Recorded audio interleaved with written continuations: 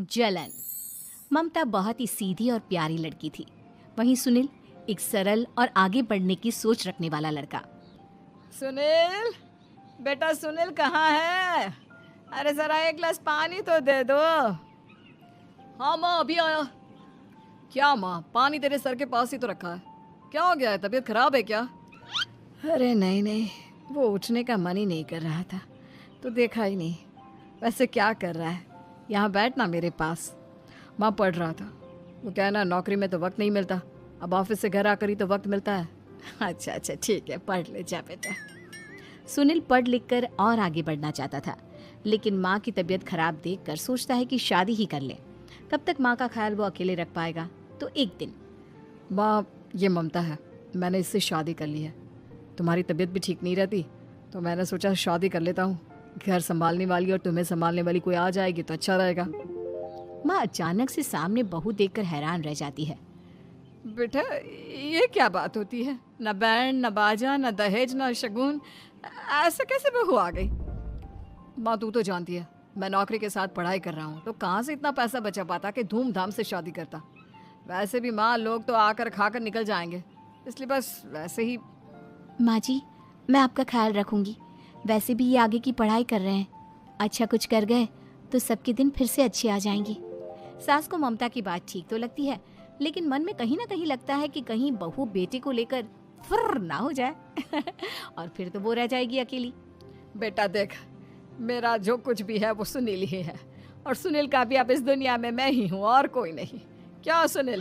बिल्कुल माँ, लेकिन आज से ममता भी मेरे जीवन का अहम हिस्सा है, जैसे तू है। सास को बड़ा बुरा लगता है कि उसकी सल्तनत में कोई और हिस्सेदार कैसे हो सकता है। कैसे कोई और उसके 30 साल के बेटे की जिंदगी में अचानक से आकर बराबर का हिस्सेदार बन सकता है। देख बहू, मैं भले थोड़ा बीमार रहती हूँ, लेकिन इसका मतलब यह नहीं कि घर की चीजों में मेरा कंट्रोल खत्म हो गया है। मैं आज भी इस घर की रानी हूँ, समझी? बेटा सोचता है कि ये माँ को अचानक से क्या हो गया। कल तक जो माँ कहती थी कि जिंदगी का कोई भरोसा नहीं, वो अचानक से जंग के मैदान की झांसी की रानी कैसे बन गई? माँ क्या हो गया है? सब ठीक है ना? अचानक कैसी बात कर रही हो? ममता का आज पहला दिन है, स्वागत करो उसका। आसपास की आंटियों को बुलाओ, नई दुल्हन की मुंह दिखाए करवाओ।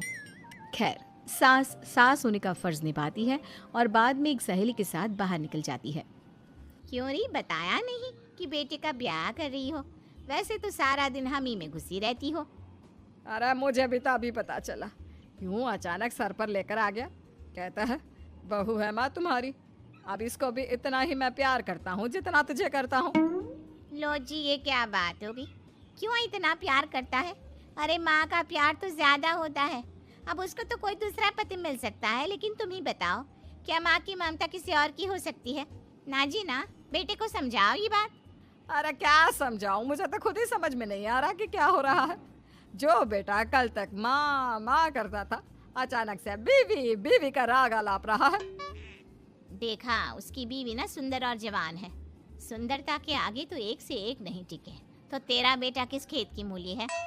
सास को भी समझ में आ जाता है कि बहू की सुंदरता के आगे माँ का प्यार किसी काम का नहीं। उधर बीवी, ए जी, अम्मा जी सहेलियों को छोड़ने गई थी, अभी तक आई नहीं, हम देख आए क्या?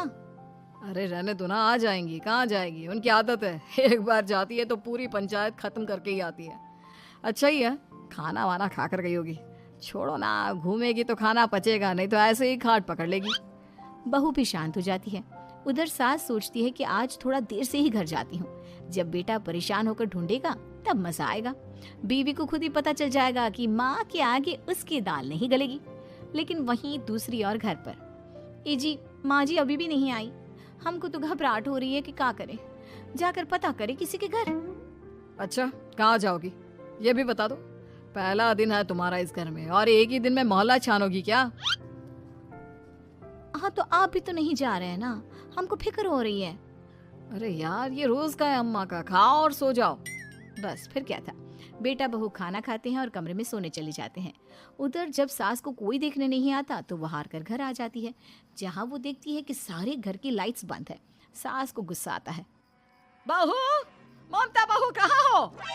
लेकिन सारे दिन की थकी बहू को ऐसी नींद आती है जैसे किसी ने भांग की गोली खिला दी हो। वो तो नहीं उठती। उठकर आ जाता है बेटा। क्या बात है अम्मा, काहे चिल्ला रही हो? अरे सो जाओ ना, सुबह की थकी है बहू, वो सो रही है, जोर से बोलोगी तो नींद खुल जाएगी उसकी। माँ को गुस्सा आ जाता है। फिलहाल तो सो जाती है, लेकिन मन ही मन ढेर सारा जहर बहू के लिए भरा होता है। सुबह बहू चाय बना रही होती है कि सास धीरे से गैस तेज कर देती है, जिससे चाय का बर्तन जल जाता है। और जैसे ही बहू चाय का बर्तन उठाती है, उसका हाथ जल जाता है। मेरा हाथ जल गया। वो जोर जोर से चिल्लाकर इधर उधर भागती है कि सास थोड़ी देर में उसके हाथ में पानी डाल देती है। हाय रे बहू, क्या कर रही हो? पहली बार रसोई छुई हो क्या? सासू माँ, गलती से गैस तेज रह गई थी और बर्तन जल गया, जिससे मेरा हाथ जल गया। हाय रे, कितना गंदा दाग, छी छी छी छी, मुझे तो उल्टी आ रही है तेरा गला हुआ मांस देखकर। तू ना मुझे अभी साथ से खाना मत लगाना। बहू भी खुद का हाथ देखती है तो उसे भी रोना आ जाता है। कुछ दिनों के बाद सास की सहेली आती है, बहू चाय बनाकर लाती है। उसके जाने के बाद सहेली कहती है, बहू की सुंदरता ऐसी है कि कोई भी दीवाना हो जाए। वैसे तेरे बेटे का क्या हाल है? अरे वैसा ही है, बहू के पीछे लट्टू। क्या करूं, कुछ समझ में नहीं आ रहा। मैंने तो बहू के चेहरे पर दिवाली के पटाखे की चक्री फेंक दी, उसका पूरा चेहरा जल गया। अब देखो ना रही सुंदरता, और ना ही अब मेरा बेटा उसे पूछता है। अरे अब तो वो उसे छोड़कर दूसरी भी देखने को बोल गया है मुझे। बहू सारी बात सुन रही होती है। आंटी, एक बात बताइए, क्या भरोसा है कि दूसरी सही आए और आपके अनुसार रहे? देखिए आंटी, मेरी सासू माँ को गलत बात सिखाने की जरूरत नहीं है।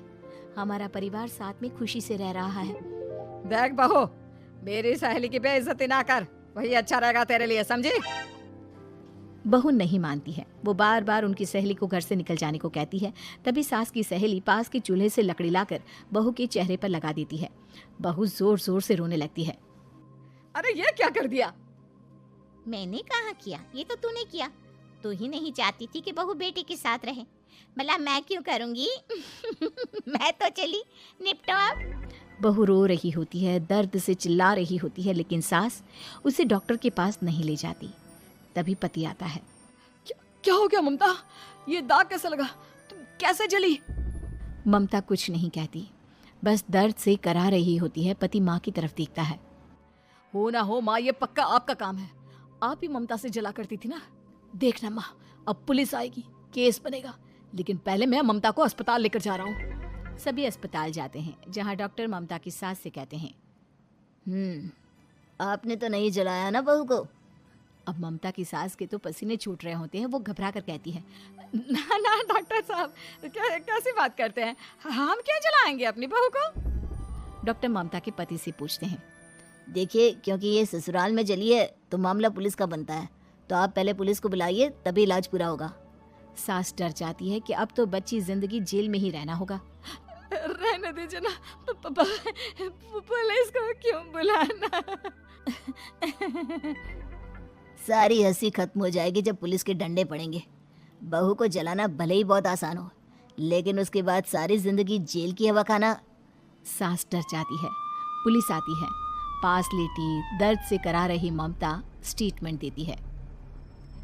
तो क्या हुआ था? कैसे जली आप? ममता पास खड़ी सास को देखती है।